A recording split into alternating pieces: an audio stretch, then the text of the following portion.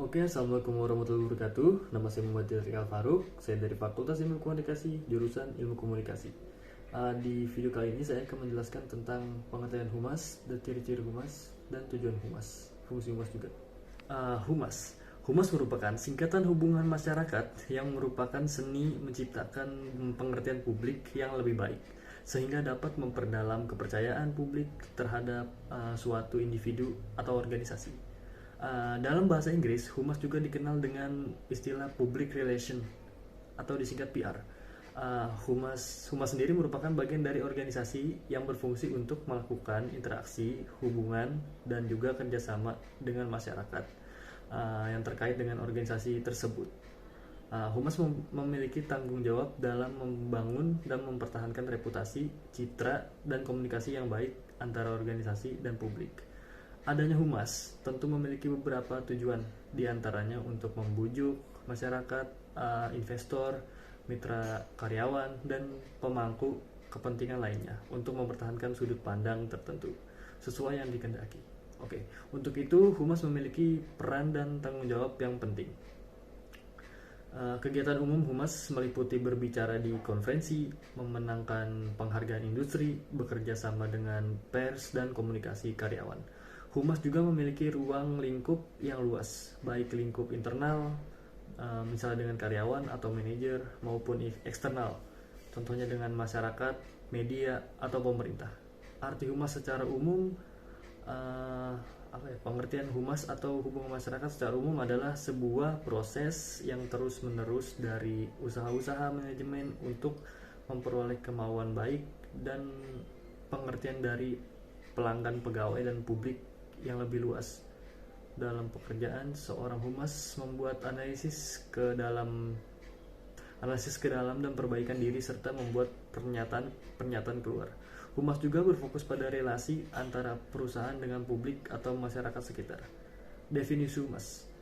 Definisi humas ini yang lebih singkat dan sederhana dapat diartikan sebagai manajemen yang membantu pencapaian tujuan organisasi, memfasilitasi perubahan organisasi nasional, dan mendefinisikan filosofi. Oke, yang berikutnya ini tugas humas.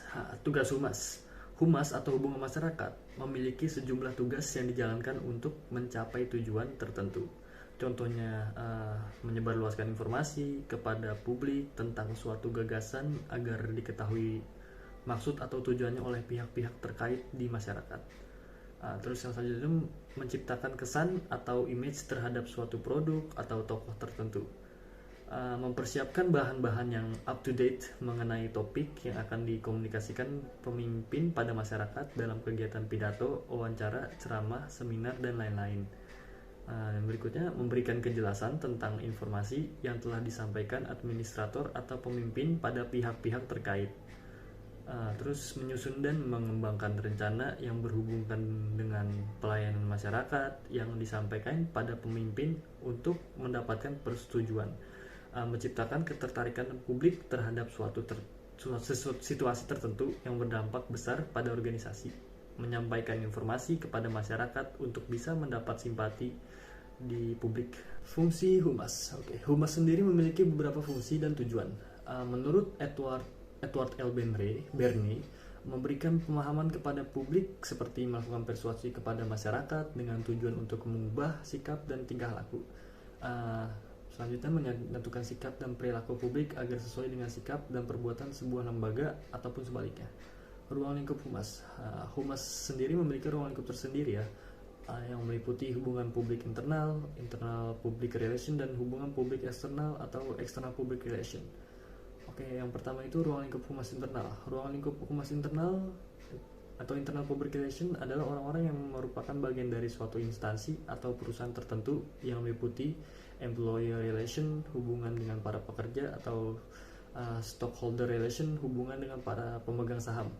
Berikutnya labor relation, hubungan dengan para buruh. Terus manager relation, hubungan dengan para manajer. Human relation, hubungan sesama manusia. Yang kedua, ruang lingkup humas eksternal. Ruang lingkup humas eksternal ini atau external public relation yaitu mencakup tugas seseorang humas dalam menjaga hubungan baik dengan pihak luar untuk menciptakan nama baik perusahaan. Bentuk-bentuk humas seperti itu seperti press relation, government relation, community relation, customer relation, dan consumer relation.